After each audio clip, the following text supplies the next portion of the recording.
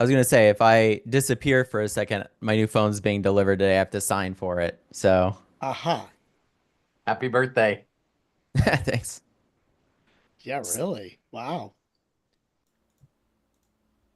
All Well, right. Well, it we looks on? like we are rolling. So, welcome, welcome, welcome, everybody. And thank you so much for joining us here. It is Friday. And of course, today is our next episode, episode 33 of the podcast, Unlimited Wisdom with Robert Hollis. I'm Craig A. Jackman, along with Matthew Hollis. And we're just so glad to have you with us today. Gentlemen, before we get started, I have to make note of a milestone here and thank our audience because they are an important part of our community and reaching out to people with ears that hear. We have reached over 41,000 subscribers so far. Nice. And with your help, we have been able to get there. So we would like to ask you to continue to share the video, to like, subscribe if you're watching us for the very first time, and help us get the word out.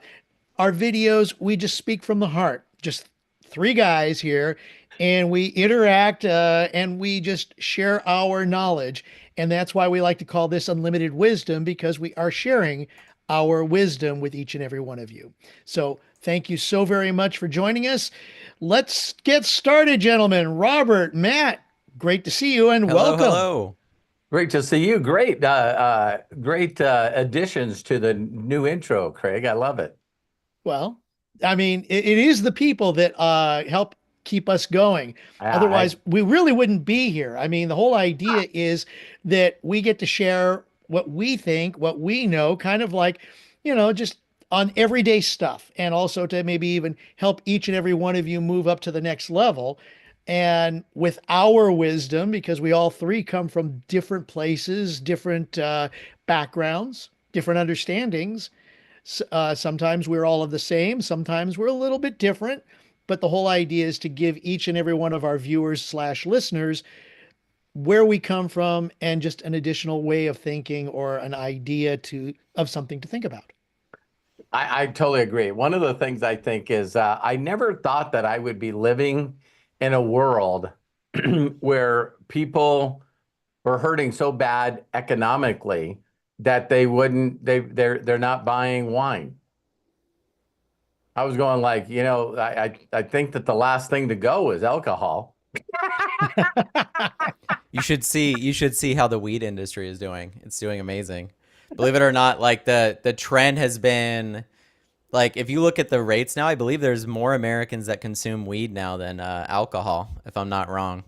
I'm gonna look it up, but I like but how it's you pretty said that. nuts. If I'm not wrong, that Rarely am, but no, just Oh, kidding. humility showing hey, here. Yeah, I'm a Matt very was humble guy. Matt, Humility Matt was is sending my Matt number was one sending me trait. videos. Matt was sending me videos last night of him being attacked by the drones. I thought that was pretty Yeah, what interesting. do you guys think about the aliens? Aliens? I didn't see that video. There's I mean, I love the movie The Alien and all of their great Okay, film. follow-ups, but I mean, we're here's the talking about thing. something different, I guess. Hey, we talked about sometimes how we're alike, and right there you see three difference of a total opposite. It's Right. like, it's like, hey, here's my point of view. You know what I mean?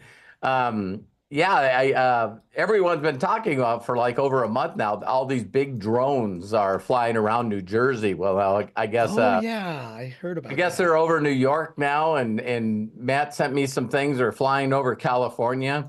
And one of the things that we love talking about is awareness. You know what I mean? It's like it's unconscious incompetence, right? That means that you don't know that you don't know, one of the four stages of learning, right?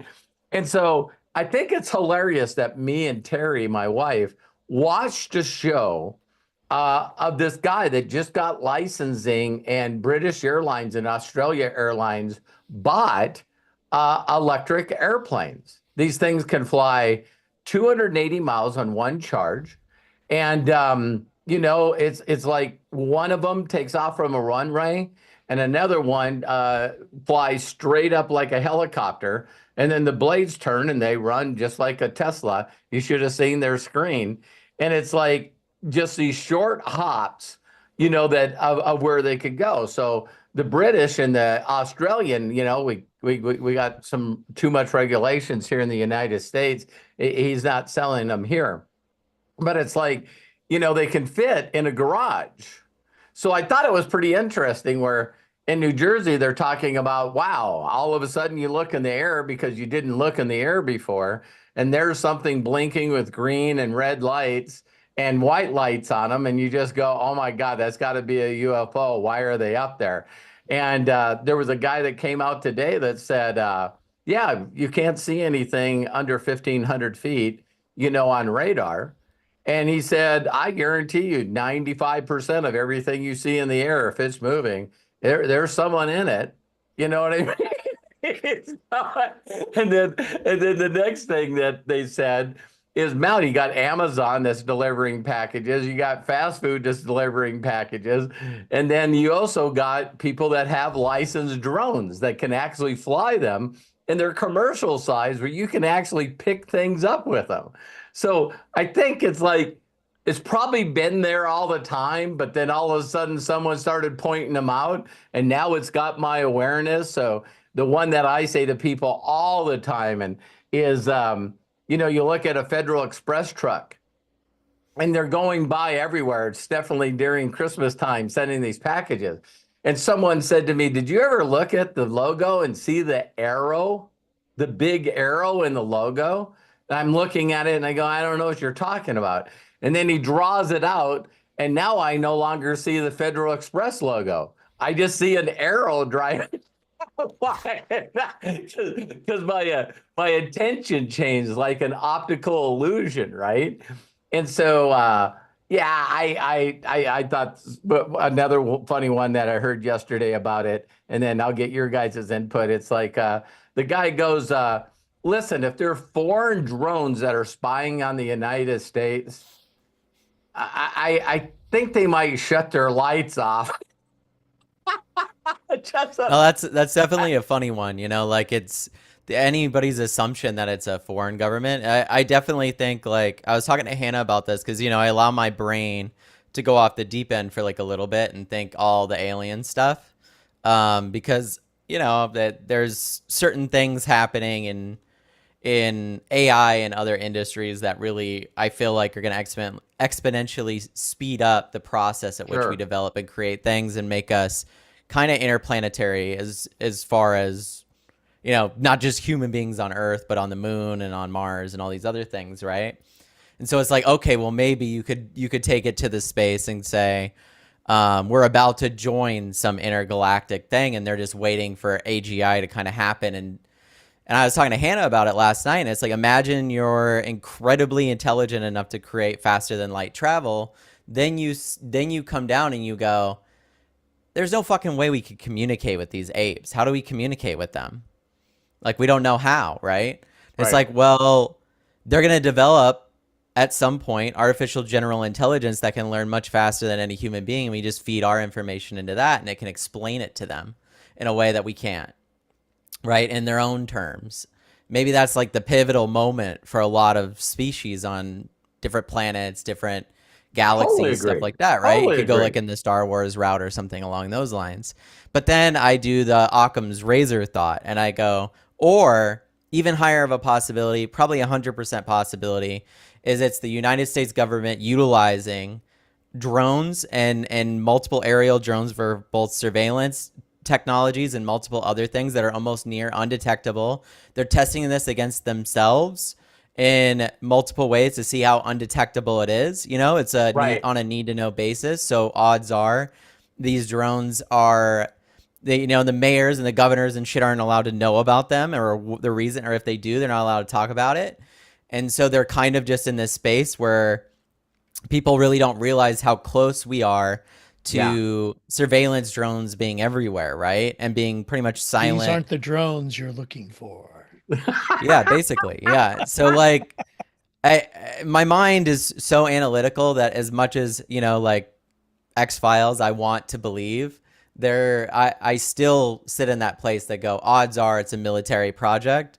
They're utilizing technology that will utilize artificial intelligence to both scan people's faces, see what people are up to consistently. Like this is the next generation of policing Yeah. and If the it's not police state in already general. happening, I mean, when you think about it, look at all the cameras that are on the corners, on the stoplights, and in areas, in actual walking areas, to just monitor. Well, so what we supposedly think is the the traffic or things like that.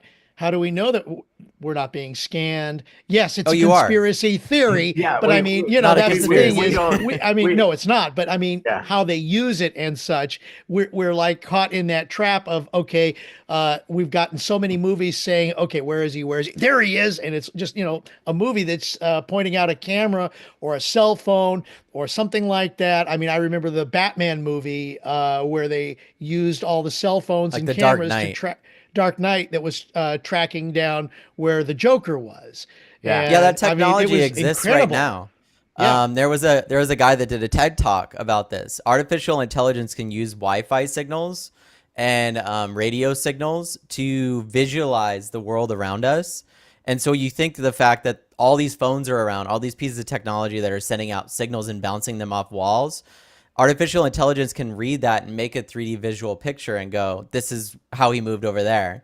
And the next generation of those types of things are more like we can recreate a whole entire crime scene and watch it from beginning, middle to end of what happened just because there was a Wi-Fi router in the room. Because Yeah. the signals would bounce off our bodies and you'd see the guy hold the gun up and shoot somebody and you go, okay, now we know that that person did it. Who was that? Well, we can triangulate it based off of their phone ping and all these different things. They can already do that now. So Well, when that kid just shot that CEO of that health company, I mean, Oh gosh, yeah. how long did it take him to start saying, well, here's where he started, here's where he was. We got him on the camera at Starbucks, and then we got I'll him. tell you a lot faster than That other was murders. That's pretty Yeah, interesting, I huh? mean, as soon as it happened, you saw the camera, even though it was from the backside, you saw the camera of it happening. And then it was just a matter of, like you were saying, triangulating, figuring out where he was. Okay, if he's at this point on the street walking, where's the next camera? Okay, let's go tap into that camera. Next camera. Okay, did The he turn camera right, in left? What's his cell phone look the doing? camera in the cab, then the Oh camera yeah. at McDonald's, the camera Yeah. at Starbucks. It's like People don't understand that the United States government right now does not have the resources to go after everybody for every crime, but yet they can, without a shadow of a doubt, tell that you're committing them. Like yeah. it's just a mental decision because they don't have their the responsibility Resources, and the things and the manpower. resources and manpower to do something about it. Yeah. Now, artificial intelligence is going to make that possible, and that's where the drones come in, right? Is when you have drones that are barely visible unless if they want to be, and then someone commits a crime, like I said, those signals go, AI is reading this and looking for this all the time, something a human being can't do, sends a signal to the drone shows up with a couple of robots and arrests you.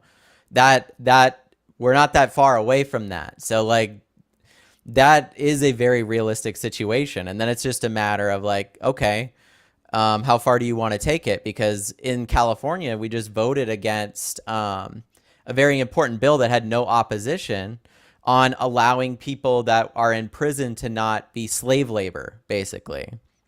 Majority of California has voted against this bill, even though there's no opposition to it. So they chose to continue to keep prisoners slaves in a sense. Like they have to work, they have to do these things Wow, and shit like that. they actually committed a crime and they don't have rights that everybody else has. Wow, that's that's Well, not gonna pass in Montana or Texas. I mean, but now put it in the world of artificial intelligence when you can invent crimes. You can Yeah. invent things that haven't happened as. So if you wanted the government, if the government wanted you, it would create the scenario at which to pin you and then put it in the Oh, media in a way how to many slander you so how then it would many make it easy. how They many could turn movies public were made opinion. off that Yeah, fucking Minority Enemy of the Report. State. Enemy of the State with Enemy Will of the State Smith. was the other one. Yeah, I was going to say Enemy of the State and Minority Report are two movies that are exactly in this vein.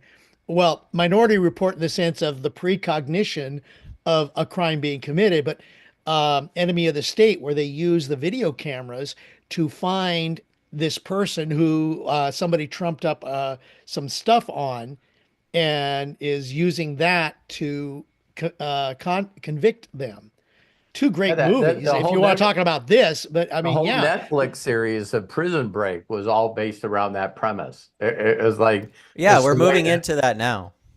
We are, because it's kind of like 1984, like George Orwell. It's like the ministry of truth. Slowly, when you can create truth, is like the opposite of truth. So wow. how would you trust an organization that was run by other human beings when they say this is the truth and you don't really know that for a fact, right? They can manipulate the truth in a way that they could have only dreamed of years ago, right? Like this is the Right. type of stuff that the CIA had to take years to do. And if you look up Facebook and some other social medias, but mostly Facebook, has been able to destabilize governments like in Myanmar simply off social media posts because it's the predominant way that people consume the internet there. Yeah. So if you just shift the algorithm a little bit, you can cause anarchy and all these things. Now, as we see with the shooter right now, all you kind of need is an event, right? To Right. get the public conscious in a different direction. Who's controlling those events? I mean, it's up to you. Like Yeah. maybe it's kind of like man bites dog. At some point, they kind of have to eat their own to stay alive, and Yeah. yeah. maybe Well, look at the healthcare news, the CEOs way are it's being next. handled right now. I mean, you have what is supposed to be the truth on one side, and then what is the truth on the other side. And there's no, it's something fact based and something that is considered fact based, but it's not, or at least what we perceive as is or is not. I mean, it is just gotten way out of hand where it used to be. And I know I've said this many times on the podcasts where, uh, prior to the news being a nonprofit organization within the company, and where it just was based on the facts, period. If you knew, you couldn't conjecture. You might be able to, but you had Walter to call. Cronkite. Exactly. And that's the way it is. It's like But it's I like mean, you got to have nowadays it's three. not. You got to have they. I remember that where they had to have three sources that were basically like triple proven. Oh, yeah. Yeah. And now it's like, hey, we have an opinion. I've seen a lot of stuff that recently where people are just, they basically say how they feel. And now the justice system is going the opposite direction. It's like, so the Yeah. Penny guy that got, actually acquitted, for choking that guy out in a subway. And there was a couple of talk show hosts that said, I can't believe he got away with killing that guy. Well, now they're being sued because he didn't kill anybody. Well, wait, he's It, not living. yeah. How do you consider that? I mean, is it manslaughter? Is it murder? Is it mercy because of the situation? I mean, You could everybody's say, perception. yeah, you could say one sentence and just the way I said it and go, wait, what? There's now like four different groups of people that are recently. There was a new educator that was hired for the company that I work for, and that does trading, right? And it's immediately you can, we always have talked in a lot of our personal training about 16 different personalities. You can go to 16personalities.com, and that's always fun to play around with. But it was immediately, I just thought, wow. So, this guy alive, makes $8,000 in about 10 minutes. It took him 20 minutes to set everything up and talk about what he was doing. But the whole entire trade took 10 minutes. And you had three responses. One is, I don't like him. Going, hey, at least that's being bold. You don't have to like him. I don't like his hype. I don't like how excited he is. I don't like the flashy, clothes and the cars. I just don't like that. And then you got another group of people that went, man, I took the trade alongside of him. I didn't take as many or that big of a risk, but man. So there was like 40 people that immediately posted that they made money in the 10 minutes with him. You know what I mean? And some made a lot of money. And then you got the other thought pattern was, well, what if it went backwards? Then you would have lost $8,000. And I'm like in my mind going, because I definitely don't have that freaking mindset. It's like, well, you don't have to make a lap that fast in a race car. I'm like, what the fuck are you talking about? Well, if you didn't run that lap on the track that fast, it could possibly not put you in a place where you could be in an accident. Well, And yet, how many other people made it around the track successfully? Yeah. Mario Andretti, one of the best race car drivers that ever has been. And he's got this number one quote is he goes, I always ask people when they're driving, because when he, after he won Indianapolis 500 numerous times, Formula One World Championships, IndyCar World Championships, I think he even won a couple of races in NASCAR. It's like he's just one of those old-time drivers that could just do anything, right? And Mario Andretti, this Italian guy, driving a Ferrari car, and he said he would always ask people, does the car feel like it's under control? And he said, if the driver told me yes, he wasn't driving fast enough. Because he said all the races that he won was this narrow edge where you're driving 212 miles an hour and you go into a corner and you feel all four tires. And I grew up on the racetrack. And I've seen drivers, Tony Stewart being one of them, that is a newer time driver. And I watched him go around the Phoenix International Raceway. And he was putting so much torque on the car when he was going through a turn that the left front tire came off the ground. That's how much he was pushing it. And the tire would stop and you could count the lug nuts. And so he's going around a corner and you could hear a controlled skid. You could hear 3 tires when he was doing a lap. So he'd do this jerk and then dive down in the corner and then step on the gas and come out of the corners and it would lift up. And you could hear 3 tires while he was going around the corner. And then it'd stop. So that means the entire corner, 3 of the tires that were on the ground were sliding up the track without him hitting the wall. It's Talk about drifting. Yeah, that's and those drifters are even in control. Oh my gosh, when you see a car that goes almost 180 degrees going into a corner and it's spinning around, and then the guy has got as much control on it that he gets at the end of the corner and it's straight shot out. Yeah. Wow.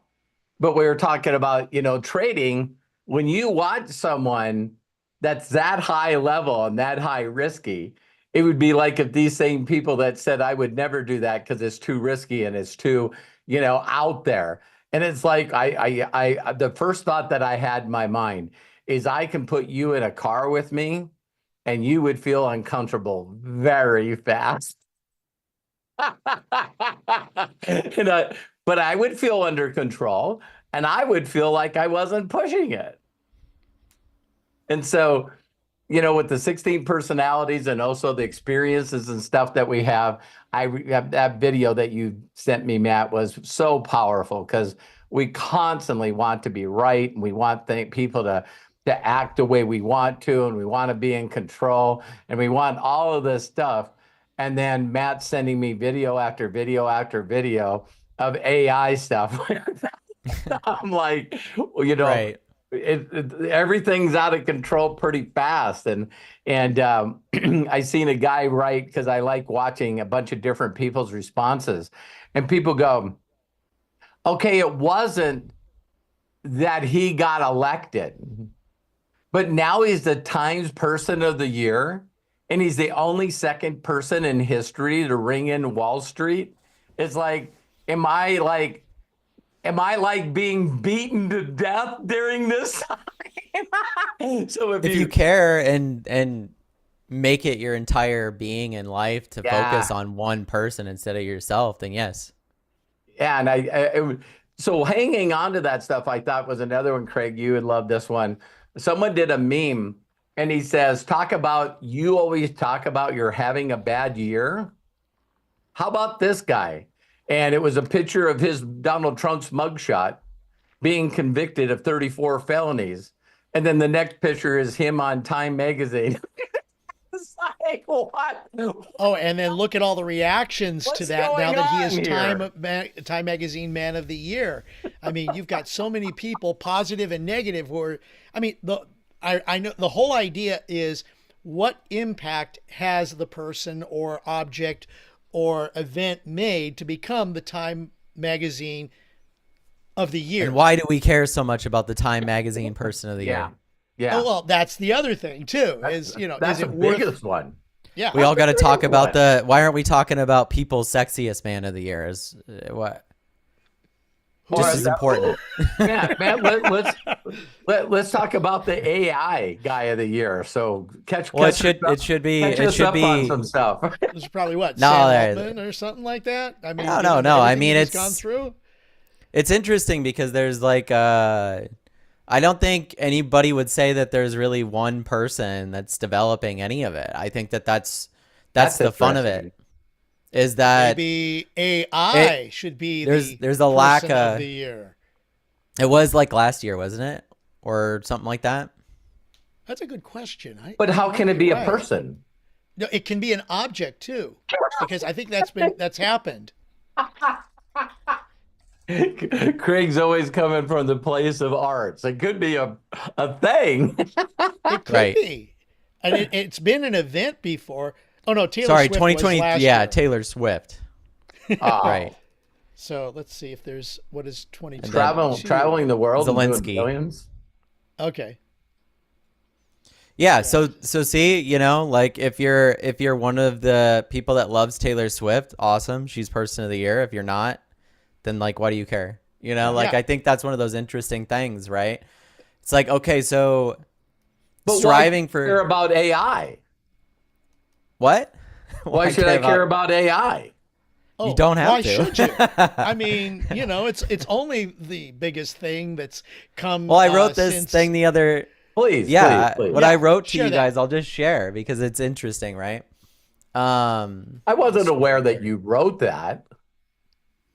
I wrote some of it. I didn't wrote all of it. It was based off of some ideas that I was kicking around last night. But I'll share the second part because I believe that the first part is really going to be like, some people are not going to like it, but that's okay.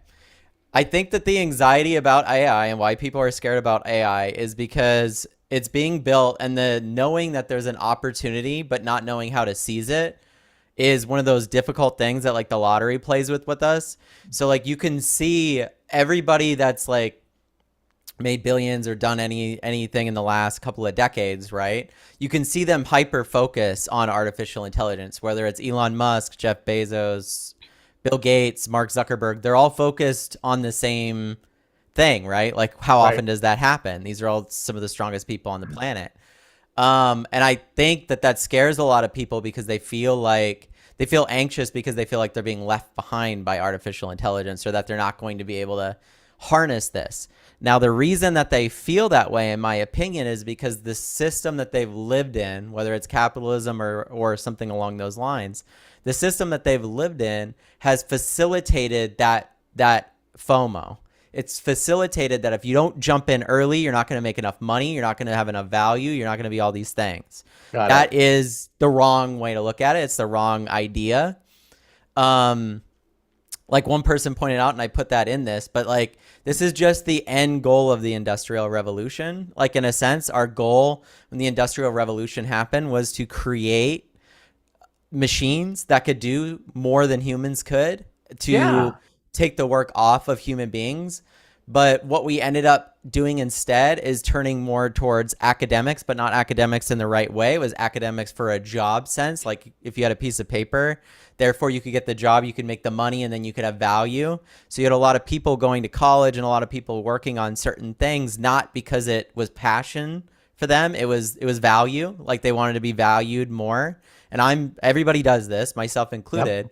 But that's part of like the capitalist mentality, right? Like as we've existed for a long time, and it's served us very well, but it's very, very hard to wrap your mind around the next decade of that somewhat not existing, or at least shattering the version of that it currently exists.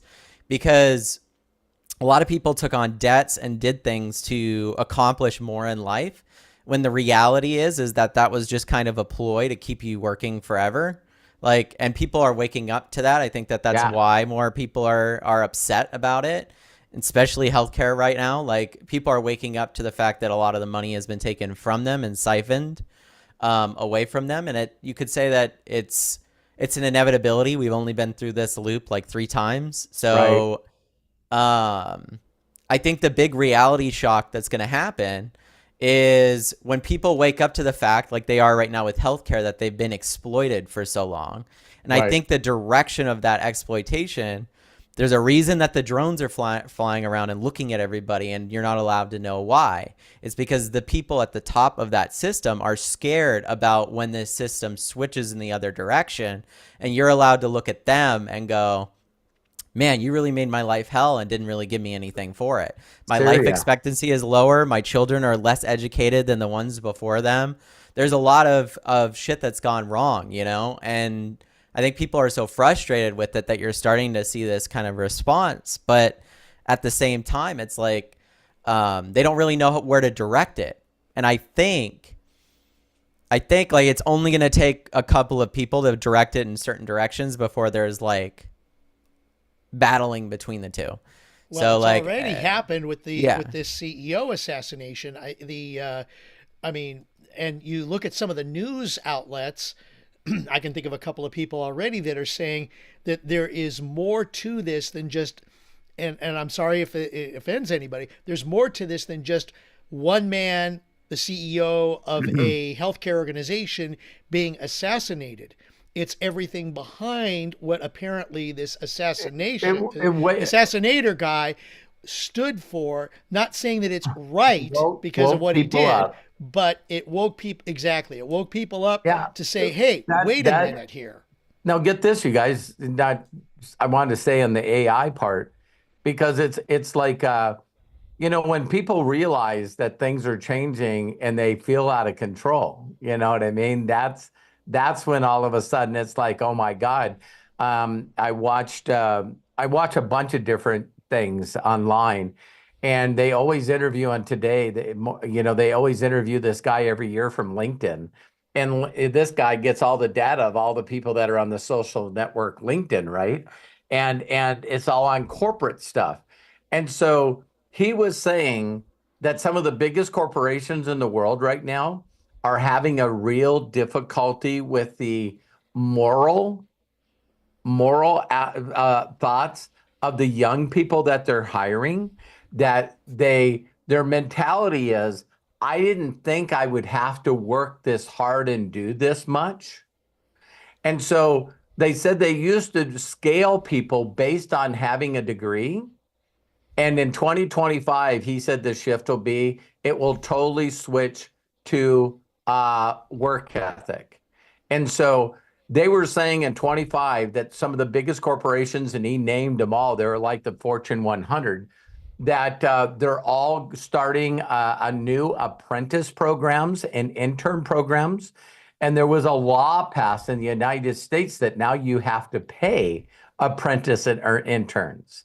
But what they're doing now is they're looking at the attitude and the work ethic and the coachability of individuals and not degrees anymore. So they said the biggest thing you'll see is people getting 6-figure jobs that have no degree. They just have determinations, they're willing to learn, and they're willing to put the work in. So they said that they just believed that universities used to be that way. That when people came out of university, there wasn't a doubt in anyone's mind that you worked your ass off to get that degree. And they go, that's not it anymore. So the whole funny thing from my point of view is people used to say that, college was just an extended education to see, like George Carlin said, to see if you can actually show up on time and do what you're told. So if you leave high school and you got another 4 or 6, 8 years of college education with a degree, you really are good at doing a job. And now all of a sudden it's like, because education has shifted and changed, that he's saying that the people that are getting hired with degrees for the job do not have the mindset to do the job. Isn't that crazy? It's like, well, you got to be here at 9, and you show up at 9:30 and you go, hey, I'm really sorry. That your traffic, it's bad traffic. And plus I stayed awake last night watching something that I was looking forward to learning. Well, that's one strike. You're late again, you're fired. And it's like, hang on.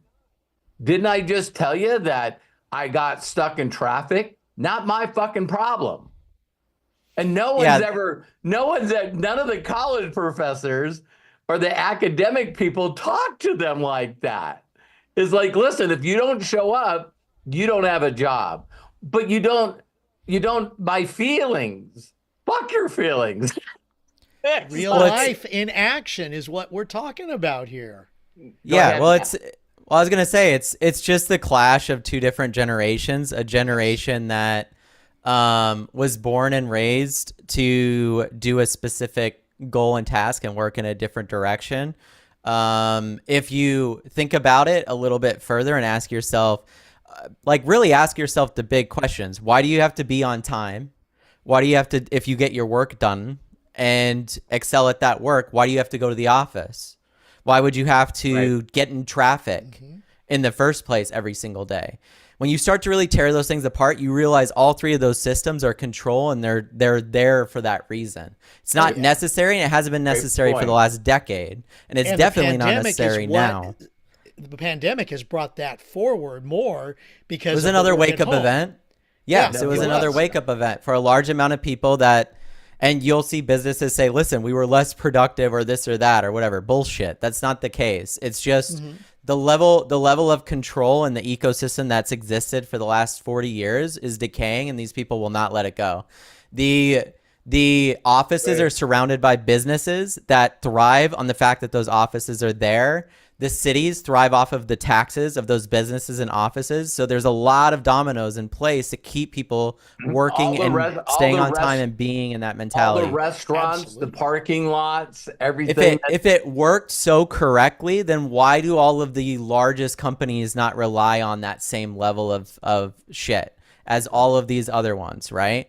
So like if you think about certain people and how creative human beings are or how adaptive they are, a human being that loves what they're doing will take their work home with them and work on it and bring it back like a scientist would that was trying to go to Mars. Totally. I don't have to be here because I have to be here. I'm here because I want to be here. Right. The reason that they don't do that is because they're making a trade, and the difference is that the jobs want more from them than should be required.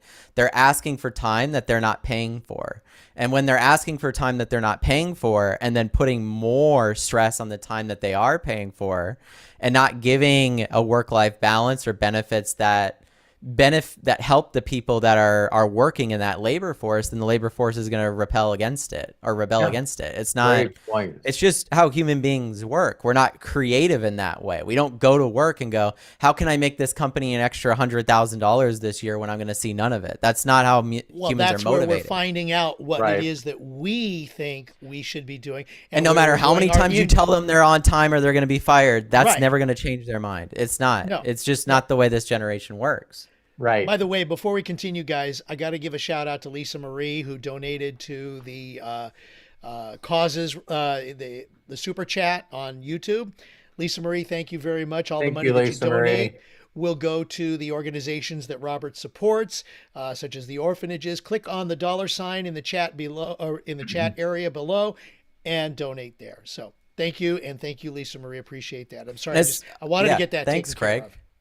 No, thanks for sharing that. Thanks, Lisa Marie. I was going to say, it too is like, the babying, say you call it babying or not, of the college system, that's by design too. It's like Sure. it's all set up in a sense to give you a false sense of security, but then at the same time, the obligations that are asked of you have become less straining in those senses, like in education, which isn't a good thing because that's the area that it should be more. Like when you show up, you should want to learn the things that you're learning, The right? whole Because idea you of have an apprenticeship. Yeah. you have a desire.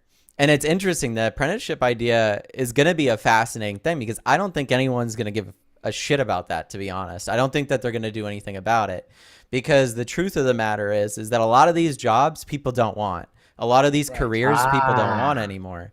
And so they're seeing a work labor force go down even though they're hitting record profits and capital. Bullshit. Like there's people are just waking up to these things. They're going, I wish you worked more. Oh, by the way, we just laid off 3,000 people and hit record profits this year. got Bullshit. it. You know what I Got mean? What are you talking about that it's the worker's fault? It's not really the worker's fault, right? Like you just have to open your eyes and look. Like, So They're when trying they're to squeeze when the they're profit looking and margins on the asking, back of the people who want to be right. there to help the yeah. company. And They're so what happens is what you're saying, Matt, exactly. they're I mean, asking when they more of used the labor to, force when they've already asked too much. And yeah, they're not giving enough in return, so the labor force is rebelling against them and saying no thanks. yeah. I love it. I love it because, there was when the dot coms and everything was growing, you know what I mean? There was a lot of people that really thought that, what Google is doing and Apple is doing for their employees is just not necessary. You shouldn't have a cafeteria that has Michelin star chefs that will cook you whatever you want. You shouldn't have meditation. You shouldn't have, places that you can go to rest and get a full body massage if you want one. I can remember when all that stuff first started and the rest of the corporations are going, what? I don't even understand why And the someone older would. generation that had to shovel coal is going, "Are you fucking kidding me?" Right? They're going like, "Do these people really need this?" But they're not thinking of it in the same way because their work-life balance was different than this current generation. See, it's Absolutely. completely switched. People used to work to live, right? Not live to work. So now when your whole income and your whole life and what you've accomplished is more what you're about than who you are, now you have people that are insanely focused on work, insanely focused on these things. They're foregoing having children, they're foregoing getting married, they're foregoing all these things for career. And because of that, these companies are allowed to manipulate them and utilize them even more so. So it's Yeah, like, you think about this. you know, Where do you think the mindset was from? Again, value, our six human needs, trying to fit in, trying to be loved, trying to be connected. And it's like, you know, the whole concept that right now I can't really enjoy life because I'm focused on my career climbing the corporate ladder. And then once I've already donated, X amount of years to college and school, and now I get to be, this person that works like a frickin' slave for a couple of years just to climb up the corporate ladder. And now I'm focused on my career until I get to start living. That's I don't even know how that programming even got stuffed in our heads, but they were pretty good at it. It was yeah. it was Well, the whole concept of the almighty dollar, and you work 40 out the 40 plan. The whole idea is that you work 40 hours a week for 40 years, and then what do you get? 40% for retirement. And then you live off the fat from that for the rest of your life. Well, that is not the case anymore. And it has so shifted drastically that, I remember at Disneyland, they used to have the Carousel of Progress. And they were saying how computers would make our lives so much easier, where we're going to have more time to spend with our family, our friends, going out traveling, doing the things that we want to do. And what happens? These same machines make us work harder. And then, of course, it builds Can't on get top away of from that. them. Can't And, get and away yeah, from them. exactly. And yet, as great as computers are and have become, in some ways, it has created this monster of people spying on us. The whole idea of 1984, we're being tracked, we're being, all of this stuff. And okay, yes, I'm being, you know, cynical about this whole thing, but if based on what we're talking about, it almost appears that, okay, as great as this thing was, look where we are now. Right. And now you're seeing a shift in humanity so that the people who have the money, who have the control, are fighting to try to maintain that. It's going to be interesting, Matt. I know that you've been sharing a lot of cool stuff with AI. I don't know if is it sort of like, are they doing like the 12 days before Christmas kind of thing, or? Yeah, OpenAI is doing their 12 days. I just got the update today. Everyone should have some version of Sora. I don't know because I'm on the $200 plan. So I don't know what versions you guys have, because I know some things are in it and some things are not. But if I click on this button right here, and then I got Nova here, I actually have video now, so I can click video. And then I could flip it around, see myself. Hey, how's it going? Oh, hold on. See, it's still a work in progress, but Sure. You should have these buttons right here. You can click this, and then it should go to video, right? And now you're gonna Is that see AI? Yeah, this is Siri, or not Siri, Jesus, ChatGPT. So it should be out. Hey, how's it going, Funny, Nova? Matt. Hey Matthew, I'm doing great. Can I you was just set- can you see me right now? Can you describe what I look like? I can't see you, but I can hear you just fine. Apparently she can't see me. So there's a lot of things that are coming out, but that should be, if you don't have it, This is as far as I've gotten. I got it open. I don't know. I haven't even seen that page that you're showing right now. Well, I think I'm I think still- you're on Explore GPTs, right? yeah, I'm I still on think the I got infancy a. stage of this. Just Well, that's the thing Yeah. that I like kind of touched on in the beginning, right? Is it's like there's this massive amount of anxiety that people are being left behind. The reality is that the goal of the tools and the goal of the people that are making the tools, that the people that are behind these tools want them to be usable by everybody. It's not, and so its complexity right now is no different than if you tried to explain what touchscreens or UI interfaces were to someone who's never used a computer before. Got it. There Got it. had to be this moment that happened where it shifted to anyone can use this user interface and figure it out. Anybody knows how to work this, and it should be somewhat self-explanatory.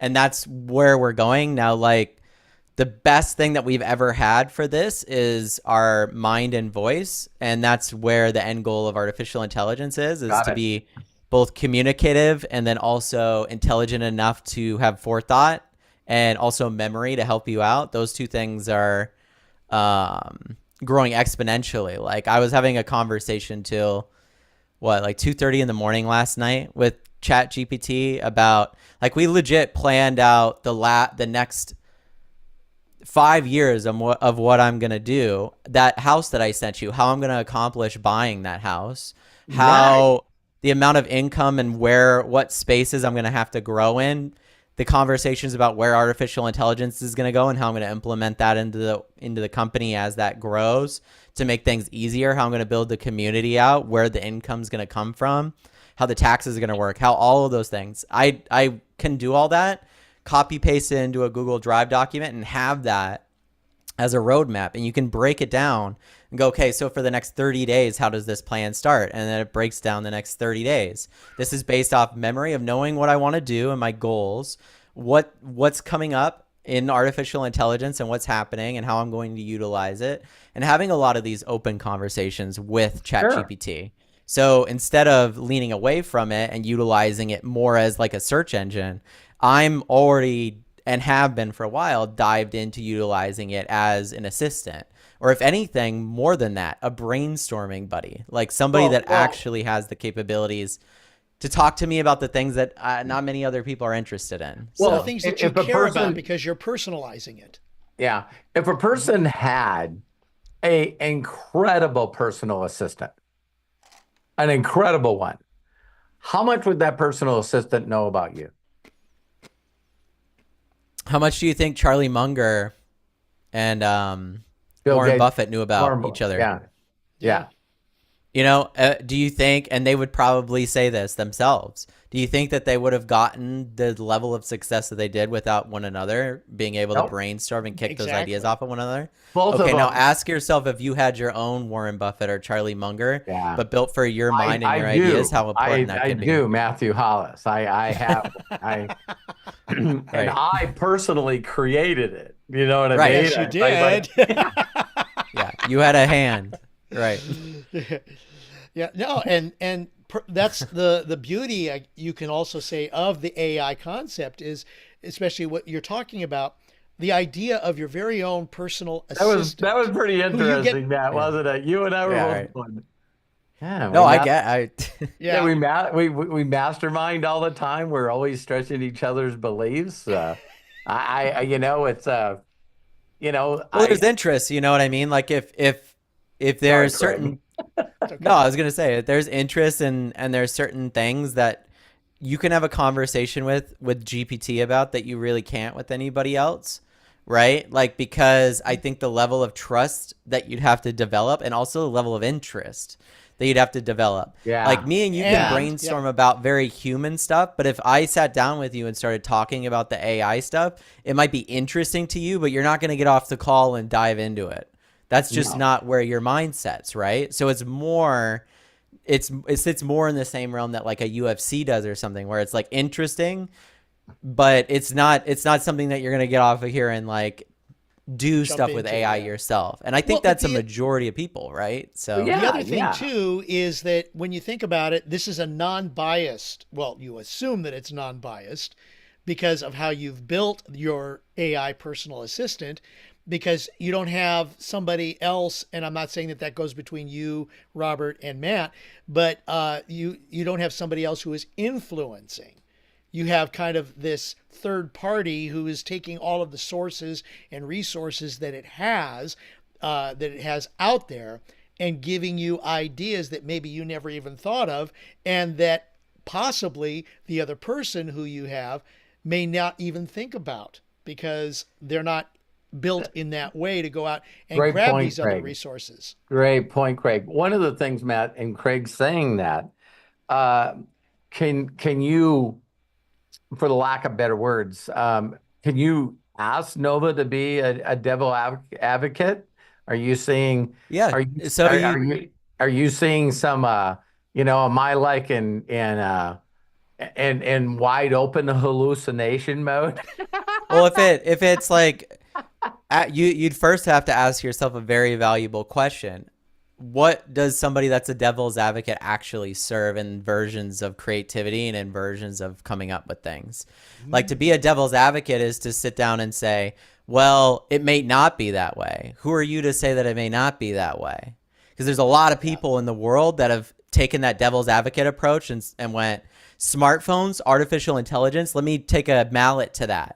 Yeah, That's yeah. Their imagination is too weak to understand the larger idea. So therefore, they have to think in their realm and go, oh, well, it would be this way though, right? No, that's not true. That if that was the case, then we'd have a lot less shit than we have now. And so as far as AI being a devil's advocate, I think it's realistic. Like, it's not head in the clouds, so it lacks the imagination that a human being would have. But I think that's what human beings are great at, is imagining shit that doesn't already exist. Right. AI is very great at being realistic and going, here's how you can accomplish that with your imagination. It's not there to say it's unaccomplishable. So that's the difference. Robert, I Okay. think what you mean is, the devil's advocate in the sense of, okay, here's my idea, and do you like it? Do you not like it? Or what else? What is actually out there? Or what is an alternative to the way that I'm thinking? And then, like you always say, your mind's like a parachute. In order for it to work, it needs to be open. So is your mind open enough to be able to receive what it is that's out there, whether it's your own creativity or maybe an enhanced creativity because of what AI has suggested? Well, it's like the ability to bounce off of it and create things and consistently change with the ebb and flows of your own Brainstorming. thoughts and mind. is incredibly powerful because it allows you to pivot when you change your mind. And Chat GPT doesn't sit down and go, well, you've invested so much time into the original idea. Are you kidding me? The business that you have, you should just keep going with it. You've already sunken shit into it. No, it Or lives on like, the, wait a minute. You told me that you were excited about learning how to play guitar. Where did this right. come from? Are you a quitter? Like if Why you, don't you right. complete something until you finish it? If you wanted to get to 1 million subscribers on YouTube in a year, and you had enough information written down to share with GPT, or you already did enough for it to have memory of that information, you can sit down and have a conversation with GPT, and it will tell you the path to hitting 1 million subscribers in 1 year. Now, the amount of people that can hit 1 million subscribers in 1 year is such a small number, but it will not tell you these words. It's impossible. Got it. Got it. Great. So if for you, for instance, if you went, I want to make $5 million in 1 year. Here's the things I'm currently doing. What things could I also do to generate income to hit that $5 million a year? It would give you ideas for that. And if you went, I'm not really interested in that direction, but it did spark an idea of going in this direction, it would go, great, let's follow that direction. I love that. Instead of going, like I said, like you were sharing, devil's advocate and going, well, maybe it's never going to tell you that your imagination is not correct, because it truthfully has just realistic information, and it's built to help you. The times that we live in, again, I've been accused millions of times. I was going to not say it, but then I think I have millions of times that I'm the guy that, is the imaginator, the dreamer, the guy that believes in anything that's possible. And, I look at all the things for me that I'm like, it just seems like I'm bringing in, and I'm seeing this is going to go there, and this is going to go there, and this is going to go there. And it's like, it just seems to me like it's like all the planets are aligning. I'll share you guys a really funny fact that I can guarantee a majority of people in the world don't know.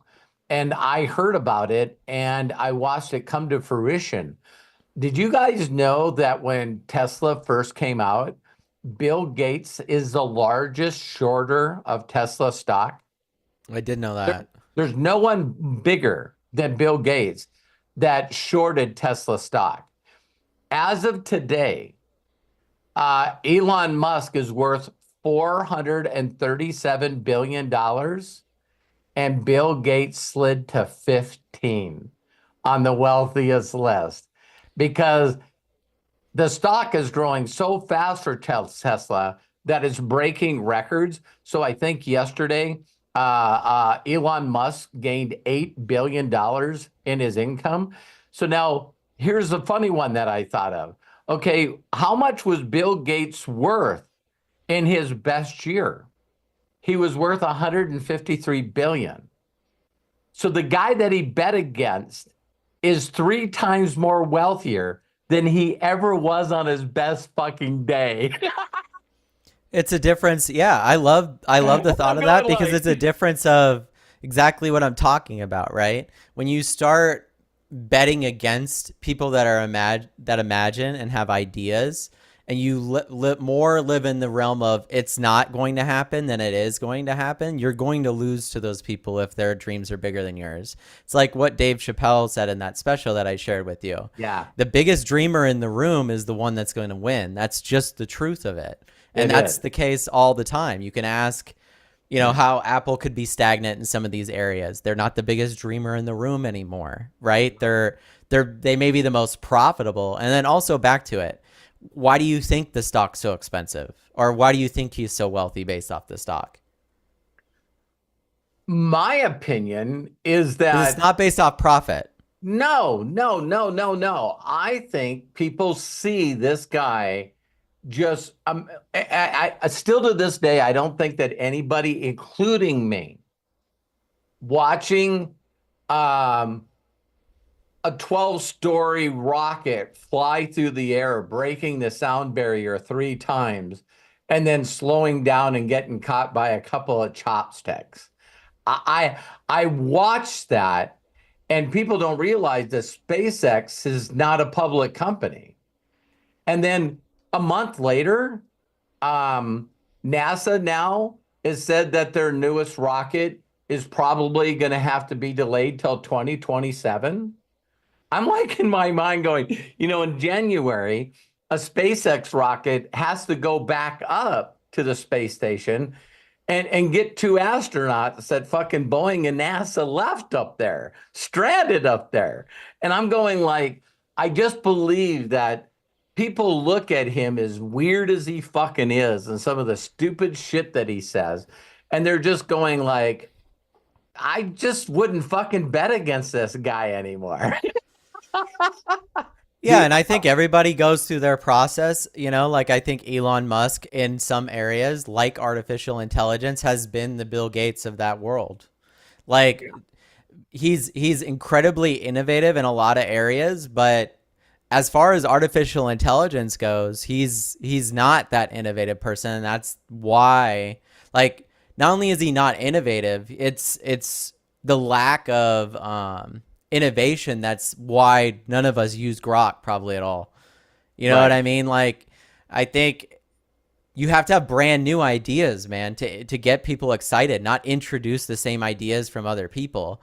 It's like how Microsoft kind of stayed in power and still is in power, and similar with Apple now, but they're not really innovating on anything new anymore. It's like Right. how different is my computer outside of speed and processing power than it was 10 years ago? What's made it easier to use than it was 10 years ago? I can't really name that many things. Now I grew up with them, so I'm a little more adaptive to them than like most people. Like maybe people that are older are like, oh, this was made easier. This was made easier. There's not really that many things for me. When I look at innovation, I look at smartphones and I look at that technology and go, there's where the innovation of computers went. Computers Yeah. have stayed the same, but the innovation came from the same imagination that caught that rocket with chopsticks is the same imagination that put the world in the palm of your hand.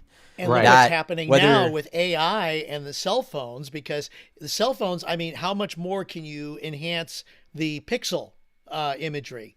And I mean, you can advance maybe the battery. it's been the same It's for a gonna long be- time, It's right? been the same for a long time. So now what are we I seeing recently, I happen? recently, Apple is introducing an AI. Now Samsung is partnering with Google. And what are they and doing? their They're phones playing are gonna catch have up. an AI. Yeah, Yeah, they're playing but they're catch trying. up. But it's the next thing. I mean, what It's else not can we put that's on? that's the unfortunate thing is it's not though. I think, Well, not to disagree yeah. with you, the No, next it's It's step the next in thing this being version of advertised to everybody. right. It's not necessarily the thing that is the next thing, because people like, okay, you, Matt, are in that zone where you're what is it, the upper 10% or 5% who I are don't know. in. I don't know. Well, but I mean, you know more about what's going on in that realm. I'm passionate about it and I'm imaginative about it, and that's why I Right. know a lot about it. Yeah. Whereas the majority of us, we're what, 3 or 4 steps behind when you I don't, consider. well, that's the interesting thing is like it's no Yeah. different like I shared earlier. It's like, okay, if I'm using a Palm Pilot, how many people are going to want to go through the effort, or like you, Dad, have a briefcase cell phone back in the day? How many people are going to go through that level of understanding of the technology to use it? Not a lot. Like that's a very No. niche amount. it The it way that really, artificial, it really takes a constant, diligent, consistent thought of moving yourself forward, like learning a language or learning a musical instrument. It's like, there's going to be a day, I know, when someone says AI it. We will no longer say Google it. oh, And Google and AI it, that it will Yeah. be, you're talking to Nova or you're talking to whoever, and Right. you know them, and it's just a conversation you have. Like, man, the stars in the sky, what's that? That's Orion's belt. How's Orion's belt formed? How long ago? You can go into those details and stuff like that, and it won't be a search thing anymore. It'll be a Right. conversation. Matt, did you But see that video that I sent you from 60 Minutes? I know we post so much, but yeah, 60 Minutes was talking about how they're personalizing, the guy that did Khan Academy. So Khan Academy really took off because Bill Gates said that he had his children learning from Khan Academy. So here's this guy from India that, he's got all these degrees and he uses the degrees to go get a job. And then his relatives have, his nieces and nephews are having problems with stuff. And the guy's a freaking genius. So he started doing these small YouTube videos. And Microsoft caught on to it, and it's called Khan Academy. Well, I guess I don't remember which AI, I think it was ChatGTP, that personally Probably. reached out to Khan and said, listen, we want to adapt this for children's education. And so it's really fun to watch because real time what the students were doing is they were trying to solve something to do with biology and chemistry. And so every time that the kids asked the AI for an answer, it wouldn't give them the answer. It would basically give them clues around the concept of learning and retaining. So, Right. so a neat thing that this person was doing is says, well, I don't quite understand in this chemistry why an acid needs to be used in this deal. And the AI asked the student, is there any things that people use on a day-to-day basis that have acid in them? And the child went, I can't think of any. How about a fruit? And all of a sudden, lemon? Yeah. Orange? Yeah. All of a sudden, the kids started going, so these things all have acid in them, and we can use that as acidic thing. But the other thing is when it asked it a question, they had a student purposely go to Google and actually take something that was paraphrased or written and post it in as an answer. And it instantaneously notified the teacher of not only what they copied, that wasn't their answer, but the source that they got it from. Yeah, because it's the culmination of a lot of knowledge. So now, do you guys the AI was actually teaching kids how to think and then how to think critically.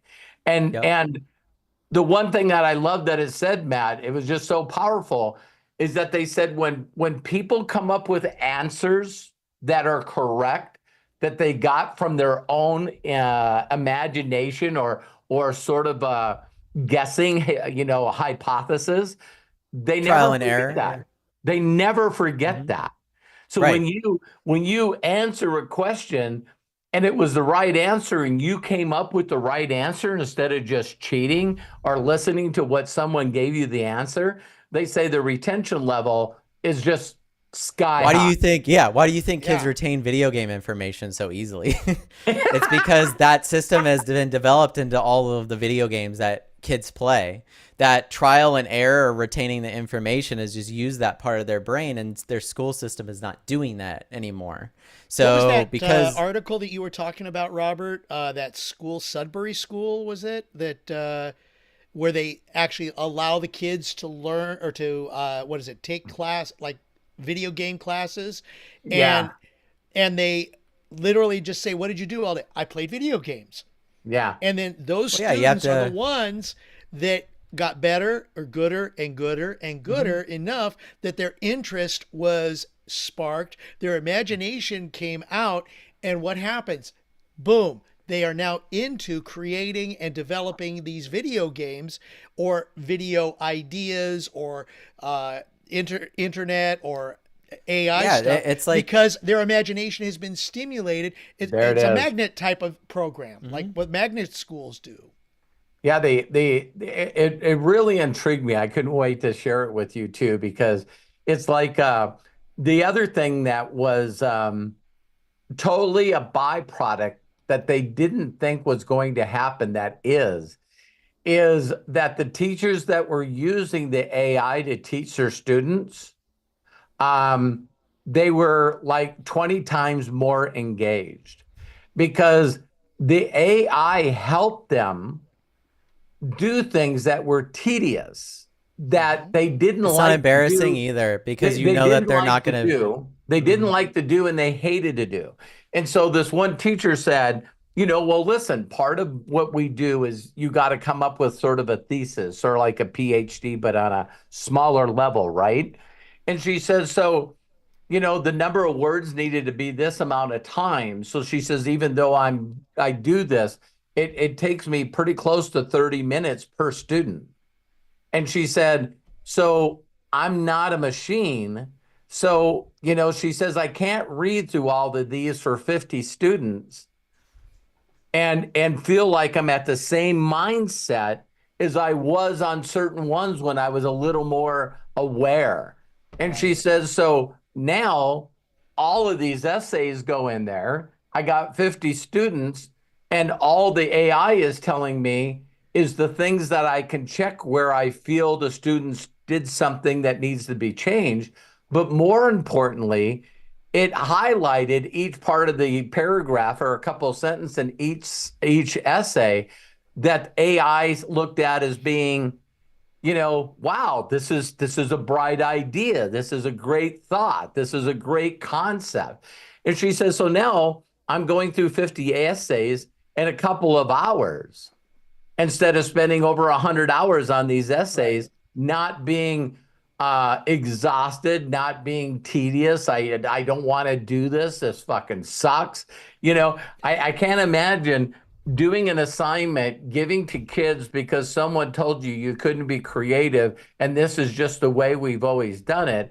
And now once you did that assignment and the kids did what they did, now you got to go through the tedious bullshit of scoring them the way that education system tells you have to do it. You know what I mean? It's like when you really think about the education system, it's like they took all creativity and imagination out of it. Well, it's And built for a labor force. It's not built for an imaginative force. That's not the way that it's developed. Susan now is going through a certificate program, Robert, where she can develop what she feels is the right thing to do. And then you can use AI to enhance it. Let's say that she's got maybe she needs 5 pages and she's only got 3.5 pages.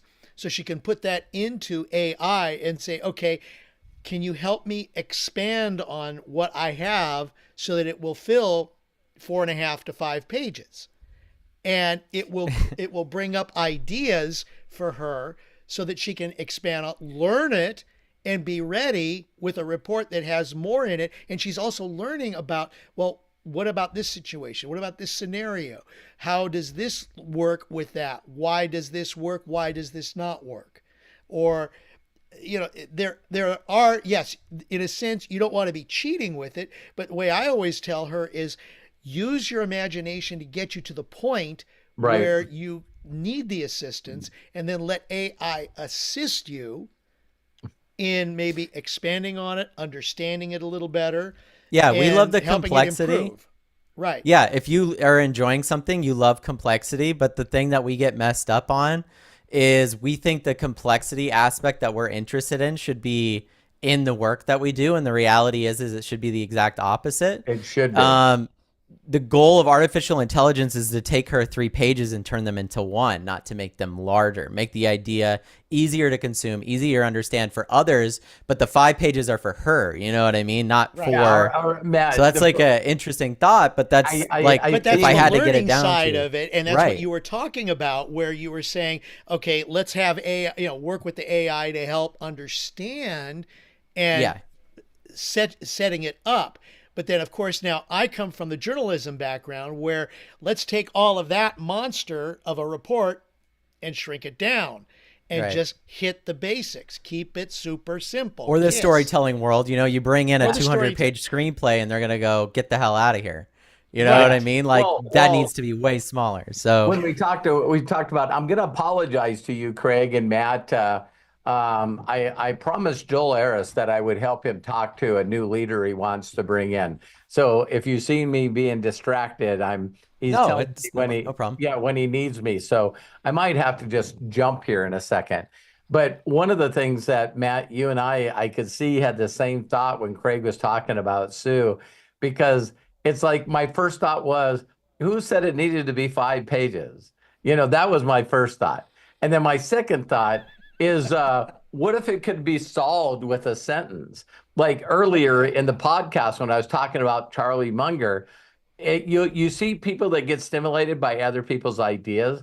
And he just basically said that statement to this guy. A guy said, hey, I want to be a billionaire.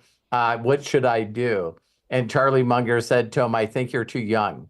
And he goes, well, you were young when you became a billionaire. And he said, yeah, but I'm not asking anybody on how to be a billionaire.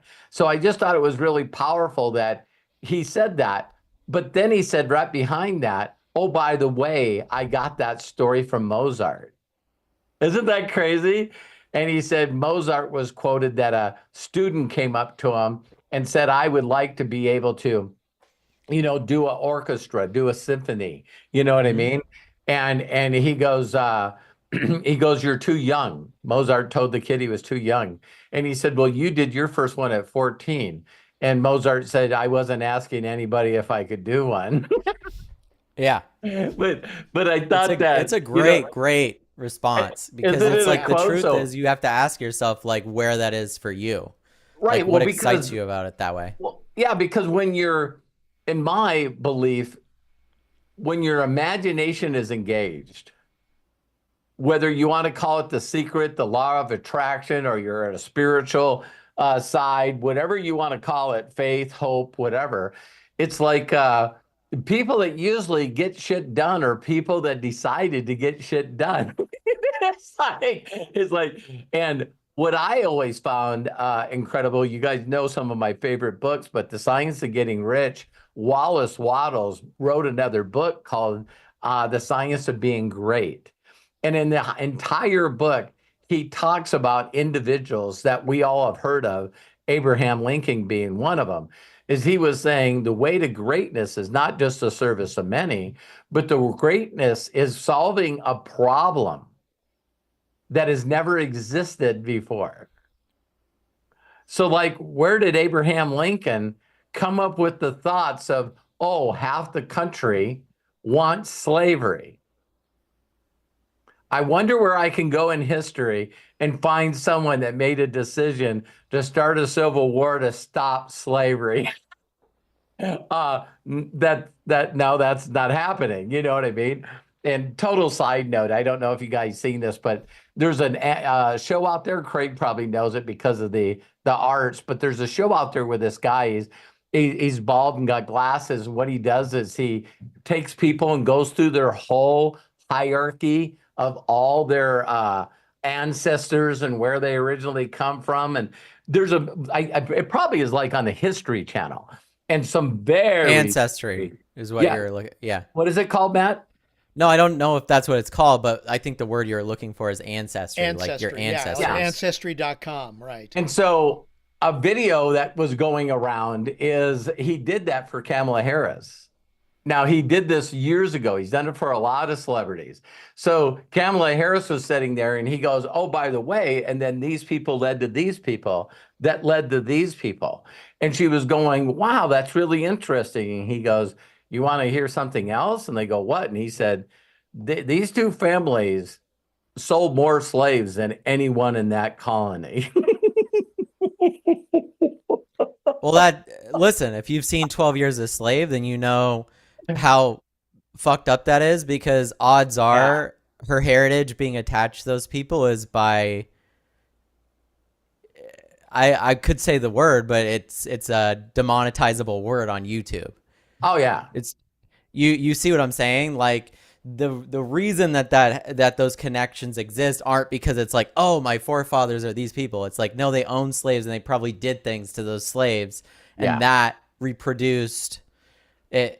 Very extremely messed up. To get off that topic though, and I know you have to go, there's one more thing that I wanted to share. Since No, he hasn't come on here yet. I just warned you guys. Oh, thank you.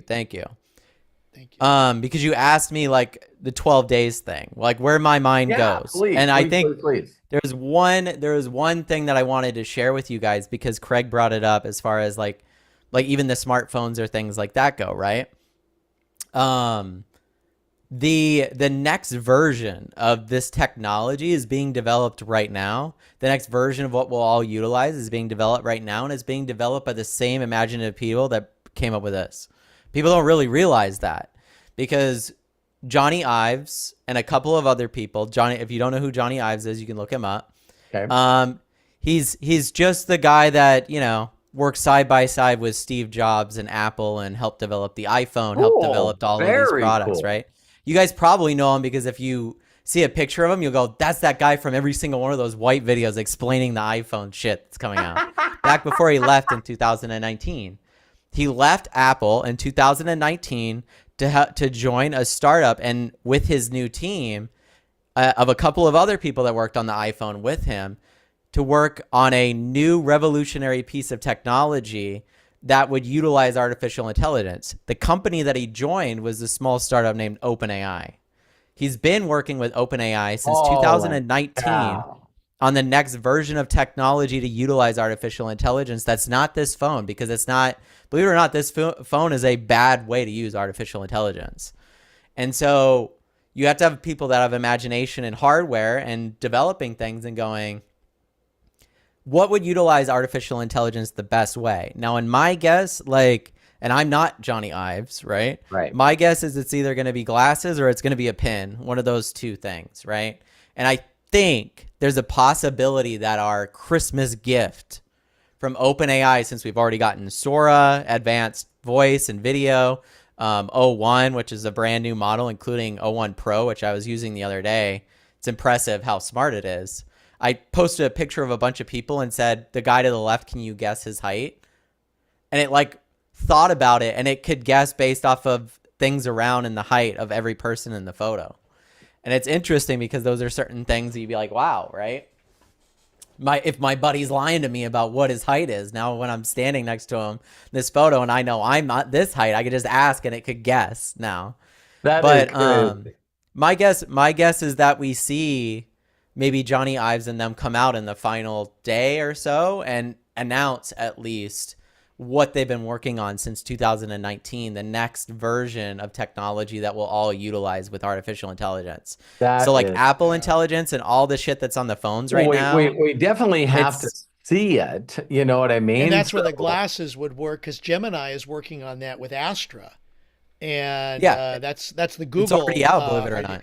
Yeah, and there was a video I saw just the other day where it showed the integration. And Matt, you even shared a video showing the what the next levels of integration are from Apple's version. From Google's AI, Android with integrating it with the Samsung and just regular glasses, bringing back the Google Glass concept again. Did you guys see the video where the guy passes? Of course, it was in California, but the guy was going, check this guy out. And it was a Tesla. And of course, he wasn't driving it, but he had AI on and he was doing this in the car while the car was driving itself. Did you guys see the video that I posted a while back of the guy that was wearing smart glasses and it was scanning people's faces and pulling up their whole entire profiles while he was walking around? Oh, I love that video. So that's like, you know, a stalker's wet dream, you know what I mean? Because now you can just know everywhere. But it's like it's crazy to me that we're at the like precipice of a lot of these technologies. And I'm really curious to see what they do with it, because I do believe that glasses could definitely be like the next frontier as far as technology goes. Because we're getting to the point where we can put all the technology into them and have conversations with speakers that nobody else can hear but us with AI. You know, not all of the people are going to want to talk in public, so we're going to have to get to some point where it has some form of neural network to talk to you, right? Through neurons, right? Yeah. Like read your brain waves and go, oh, this is a yes and this is a no. There's some anime stuff out there that is that way already. I'm about ready to talk to this guy and ask him a couple of questions. Can you please tell me whether or not he's full of shit? Yeah, you know, like in those TV shows, like, go, hi, Craig, how you doing? Well, tell me a little bit about yourself. This guy is brutally honest, and he's loyal, and he'll be your best friend forever. You need to friend him. Well, it will get that way, and that's where like the Black Mirror stuff comes in, right? Like social credit scores and shit that China has played around with. 15 minutes, you guys. I got 15 minutes, so. But yeah, we can finish this up too. I mean, Yeah. we've been Okay. on for a while, but I want to give you guys the time to talk about anything you want to talk about. That's all I wanted to share is that if I had any guesses, that's where it's going towards the end. Freaking Um, exciting. I like you doing the countdown in the groups. That is very cool. And Matt, before we go to, aren't you doing something today? yeah, Are I'm you doing doing? something at 3, which is like an hour and a half from now. I was just gonna get on and answer anyone's questions about this stuff Oh, if cool. you're You interested in posted it. it in posted it in the I groups. I haven't. If people show up, they show up. If they don't, they Okay, don't. It's not a what big deal. would you be okay for to post it Yeah. in No, the share it message? everywhere. I don't Yeah, mind. put it in the messaging, Craig, for this podcast. I almost said blog, like I was going to talk about like back in the days when we had no cars. It was like it's crazy how fast things are moving, man. It I really, know. really is. Yeah. Very Matt, exciting. are you going to do it on this channel, or are you going to go to a different channel? No, I'm gonna do it on my Matthew Hollis channel. You know, I went back Okay. and forth, and this is an interesting thought, guys. And GPT helped me with this. I went back and forth about how I wanted to do what I want to do over the next couple of years. And as I had those conversations, the the thing that always comes back to me is just being absolutely like true to myself and being real about who I am and my process and not sugarcoating it or trying to make it seem more Likable, exaggerated. Well, I don't likable. even really care about that because I know some people do, but like there's a certain level of intelligence that comes with this stuff and complexity that makes people see it as like genius shit when it's really not. Like any of you guys can do what I'm Sure. doing. It's not that complex. It just requires, like I said, the imagination. I still feel that way when I hear somebody else either play an instrument or talk in a different language. My view of that person is their intelligence got to be on a whole different level. But when you talk to them, they tell you they're not. It's like that's what's funny. I know a good It's like place. admiration, right? You Yeah. admire them. Well, it was funny. I don't know. Sonic or whatever the movie. You guys heard that Jim Carrey came back, Yeah. and you know Jim Yeah. Carrey is always out there, right? So I seen a longer interview of him on X yesterday, and he said, well, listen, I stepped away. I had a lot of things that happened in my life, and a lot of people don't know that. You know, his girlfriend, broke up with him and then she committed suicide. So there was a bunch of people piling on him for that, right? And so he said that he just had to step away, and he always got caught doing these interviews where he's talking about there's no reality and all kinds of stuff, right? And so they asked him why he decided to come back. And here was the words that he said.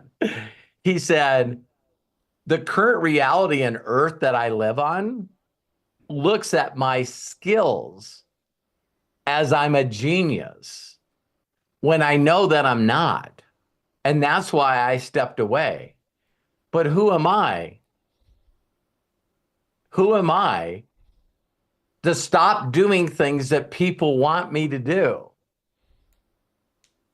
And he's going, so as soon as I entertained coming back, everything on social media blew up like, oh my God, I love that guy. I can't wait to work with him. I'll watch any movie that he does. And he goes, my perception on this planet and this reality is not that. So I stepped away to try to find that. And now that I've stepped away, I'm starting to realize that people want that. And if I can make them smile, and I can also make a shitload of money while I'm doing it, it's like, I'm going like, but isn't it funny that the world looks at you as being somebody that's something that you're really not? So it disturbs you enough to step away for a few years. And then all of a sudden you go, well, damn it, if this is my gift, and other people love it and they perceive me as something I'm not while I'm doing this character or doing this persona, as you always say, Matt. It's like, who fucking am I to just stop people from enjoying that part of me that has to get into character and doing this? So he goes, So as soon as I said yes to that, then they have this company reach out to me and say, no, we need you to play 2 characters in the movie. He's going, yeah. In the only way that he can do it, and it's like, so I get on the set and I act this way, and then I get on the set and I act this way. It's like, holy shit, for him to master that kind of skill and then step away from it and then come back just going, wow, there's a big part of the world that still wants to see this persona and the talent and genius that it is. So it's like everybody's like, oh, so of course they talk to the 2 other guys that are in it, Keanu Reeves, and then that there's a really guy that's like played a lot of Idris Elba. Thank you. And those 2 people were interviewed. They were like, so what's it like to work with Jim Carrey? That dude's on a different plateau. And to have Keanu Reeves go, I can get in a character. Not those. So, Craig, that might be a place for you to jump in there, because it's like, wow, being looked at as an incredible A-lister talent. Oh, yeah. And then looking at somebody and going, man, I there's a lot of characters I can play, but none of those. And they immediately were going, the Joker. I forget some of the other ones they were saying. He was the Riddler, and the Mask, the Grinch. They're like, you watch Grinch, and that's the Grinch. Oh yeah, you can't imagine anybody else as being the Grinch. And you don't see Jim Carrey, you see the Grinch. Just exactly. Like the cartoon he knows how to character. This is what the Grinch is. Yeah, and that's what's amazing. And from an actor's point of view, that's what at least I like to strive for. In other words, okay, at this point in time, I am this character. Well, now I see that Jim Carrey is doing this. Let me stretch my boundaries. Let me stretch myself a little further and go to this and become this character. Okay, now that I've done that, let me go to this character. And that's why you see some of the actors who you think are playing against type. Yes, in a sense they are, because this is what they've been labeled as. Yeah, good point. And then they go beyond that because you don't think of, to me, a classic example is Gene Hackman. And I see that we're right there at your time frame, but just really quick, nobody would have thought that Gene Hackman could escape doing like French Connection or, these seriously dramatic roles. And what does he do? He comes up with his Lex Luthor in Superman, which is, it's serious, but it's funny. Or the Cajafo, the Cage movie. I always love him in Royal Tenenbaums. He's amazing in Royal Tenenbaums. I mean, this is an actor who you would not normally think has a comedy bent and who's using it and exercising it. Or to take the reverse, Robin Williams. Tom Cruise in Tropic Thunder. Yeah. It's his best role, right? Yeah. Or Robin Williams, when you think of him as being so funny in all of these different roles, you're so used to it. And then he comes out with Good Morning Vietnam or Good Will Hunting and these serious roles. And it's like, whoa, wait a minute. Tom Hanks is another one.